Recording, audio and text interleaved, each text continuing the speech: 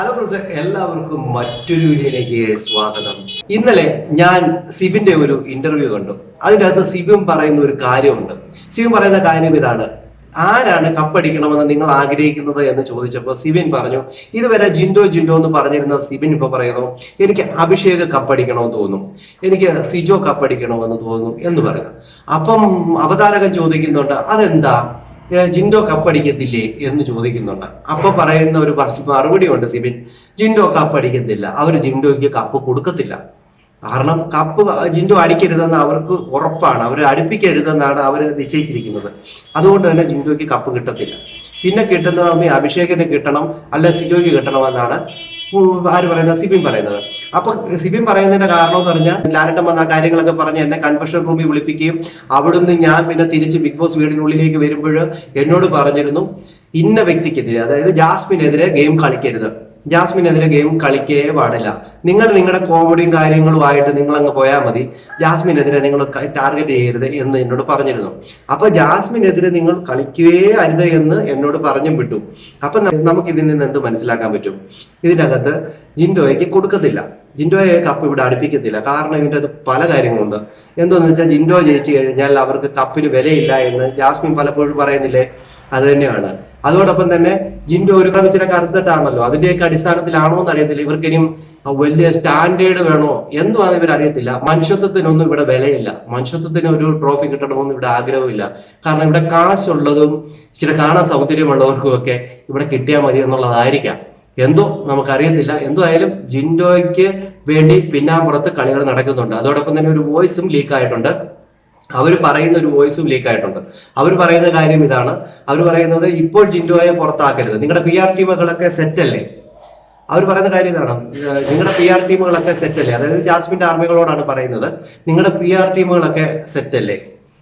ഒരു കാരണവശാലും ജിൻഡോ കപ്പടിക്കരുത്, അതിനുവേണ്ടി നിങ്ങൾ പ്രയത്നിക്കണം. ഓക്കെ, ടോപ്പ് 5 പുള്ളി ഉണ്ടായിക്കോട്ടെ, കാരണം ഞങ്ങൾക്ക് TRP വേണം, ഞങ്ങൾക്ക് TRP വേണം. അതുകൊണ്ട് പുള്ളി അപ്പോഴൊന്നും ഔട്ട് ആവരുത്. പുള്ളി ഫൈനലിൽ കപ്പെടുക്കാൻ പാടില്ല, അതിനുവേണ്ടി നിങ്ങൾ പ്രയത്നിച്ചോളാൻ പറയുന്നുണ്ട്. അതോടൊപ്പം തന്നെ അവർ പറയുന്ന വേറൊരു കാര്യമുണ്ട്. സിജോയുടെ ആർമിയൊക്കെ പറയുന്നത് വെച്ച് കഴിഞ്ഞാൽ, നമ്മൾ ഫീൽഡിലേക്ക് ഇറങ്ങി കളിക്കണം, ഓരോരുത്തരുടെ വീട്ടിൽ പോയി നമ്മൾ എന്ത് ചെയ്യണം? വോട്ടുകൾ ചോദിക്കണം, അവരെ കൊണ്ട് നമ്മൾ വോട്ട് ചെയ്യിപ്പിക്കണം, ബംഗാളികളുടെ ഫോണൊക്കെ മേടിച്ചിട്ട് നമ്മൾ വോട്ട് ചെയ്യിക്കണം, അവരെ കൺവിൻസ് ചെയ്തിട്ട് വോട്ട് ചെയ്യിക്കണം എന്ന് തുടങ്ങി വെളിയിൽ ഭയങ്കര കളികളാണെന്നേ.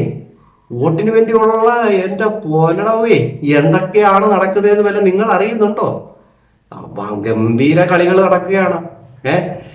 ആരെ ജയിപ്പിക്കണമെന്ന് അവർ തീരുമാനിച്ചിട്ടുണ്ട്. അതിനുവേണ്ടിയുള്ള PR വർക്കുകൾ തുടങ്ങിക്കഴിഞ്ഞു, ഫീൽഡിൽ ഇറങ്ങി കളിക്കുന്നു, അങ്ങനെ തുടങ്ങി അടിപൊളിയായിട്ട് വെളിയിൽ തകർക്കുകയാണ്. ഇതൊന്നും അറിയാതെ പാവമായിട്ടും ഇതൊന്നും അറിയാതെ മത്സരാർത്ഥികൾ ബിഗ് ബോസ് ഹൗസിനുള്ളിൽ നിൽക്കുകയാണ്. ഇനി ഇതിൻ്റെ അകത്ത് എന്തൊക്കെ സംഭവിക്കാൻ പോകുന്നതൊക്കെ നമുക്ക് കാത്തിരുന്ന് കാണാം. എന്തായാലും സത്യം ജയിക്കണമെന്നാണ് എൻ്റെ ആഗ്രഹം. അപ്പം കാരണം എന്ന് വെച്ച് കഴിഞ്ഞാൽ, ഒരിക്കലും ഈ ഷോയുടെ ഒരു വിശ്വാസ്യത ഓൾറെഡി നഷ്ടപ്പെട്ടു പോയി. ഈ ഒരു സീസണോട് കൂടി ഈ ഷോയുടെ എല്ലാം തകർന്ന് തരിപ്പണമായി പോയിരിക്കുകയാണ്. പലരും വന്നിട്ട് ഇത് തന്നെയാണ് പറയുന്നത്, മുൻ മത്സരാർത്ഥികളൊക്കെ ഇത് തന്നെയാണ് പറയുന്നത്. ഇതുവരെ മിണ്ടാതിരുന്ന രജിത് കുമാർ വരെ ഇതിനോട് പറഞ്ഞു കഴിഞ്ഞു. രജിത് കുമാർ ഇതുവരെ പറഞ്ഞിരുന്ന ബിഗ് ബോസിന്റെ ഇതാണ് എന്ന് പറഞ്ഞുകൊണ്ടിരുന്ന ആള് വരെ ഈ ഷോയിൽ നടക്കുന്ന ചില ആൾക്കാർ ചെയ്യുന്ന കാര്യങ്ങൾ തുറന്നു പറഞ്ഞു. അങ്ങനെ ഓരോരുത്തരായിട്ട് വന്നു പറഞ്ഞുകൊണ്ടേയിരിക്കുന്നു. ഓക്കെ, ഇതിനോട് കൂടുതലായിട്ട് ഇതായിട്ട് നിൽക്കുന്ന ആൾക്കാർ ഇതുവരെ വാ മൂടിയിരിക്കുക. കാരണം അവർക്ക് വരുന്ന ഈ കാര്യങ്ങളുണ്ടല്ലോ, പ്രശസ്തി, അവർക്ക് കിട്ടാൻ പോകുന്ന സൗഭാഗ്യങ്ങൾ, അടുത്ത അൾട്ടിമേറ്റിൽ മത്സരിക്കാൻ വേണ്ടിയുള്ള ചാൻസ്, അതിനുവേണ്ടിയൊക്കെ അവർ മിണ്ടാതിരിക്കുന്നുണ്ട്. ബാക്കി മിണ്ടേണ്ട ആൾക്കാർ പറയുന്നുണ്ട്. കാരണം ഇനി വരാൻ പോകുന്ന ആൾക്കാർക്ക് ഇതൊക്കെ ഒരു പാഠമായി മാറട്ടെ എന്നുകൊണ്ട് മറ്റു മത്സരാർത്ഥികളൊക്കെ വന്ന് പറയുന്നുമുണ്ട്. അതിനകത്ത് എടുത്തു പറയേണ്ടതാണ് അഖിൽമാരാർ, റൂബിൻ രാധാകൃഷ്ണൻ, ഫിറോസ്, അങ്ങനെ തുടങ്ങി കുറച്ചു പേര് പറയുന്നുണ്ട്. അടിപൊളിയായിട്ട് വന്ന് എല്ലാ കാര്യങ്ങളും തുറന്നു പറയുന്നുണ്ട്. പിന്നെ ഇനി എന്തൊക്കെ സംഭവിക്കുമെന്നൊക്കെ നമുക്ക് കാത്തിരുന്ന് തന്നെ കാണാം. നിങ്ങളുടെ അഭിപ്രായ നിർദ്ദേശം കമന്റ് ചെയ്യാൻ മറക്കരുത്. അടുത്തൊരു വീഡിയോ കാണുന്നവരേക്കും എല്ലാവർക്കും ബൈ.